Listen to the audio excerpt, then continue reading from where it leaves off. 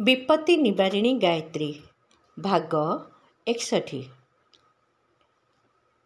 गायत्री चतुर्थ पाद द्वारा आंतरिक कायाकल्प पात्रता अनुसार वस्तु मिली थाए। आमे जदि आमर योग्यता विकसित करि चलिबु तेबे संसार मध्य आमको सेही समस्त वस्तु प्रदान करिबो जहा आमे वास्तविक अधिकारी अटु। संसार में अनेक खराब लोक अछंती, किंतु जेतेबेले आमे सेमानंक पाखरे निजर दोष त्रुटि परिप्रकाश करू सेतेबेले ही सेमानंकर हीन चक्रांत सफल होई थाए। जदि निजर रक्त पूर्ण रूपे शुद्ध थाए सेतेबेले विषाणु तथा रोग जीवाणु शरीर कौनसी क्षति करि पारंती नाही।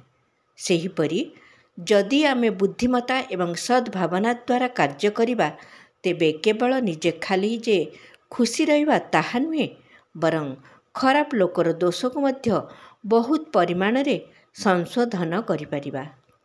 क्रमशः आगामी भागरे आहुरी आगको विचार क्रांति दूत यूट्यूब ओडिया चैनल को सब्सक्राइब करिया सह परवर्ती वीडियो प्राप्त करिया पई बेल आइकन दबांतु एवं विचार क्रांति दूत ओडिया फेसबुक पेज सह जोड़ी हुंतु। धन्यवाद।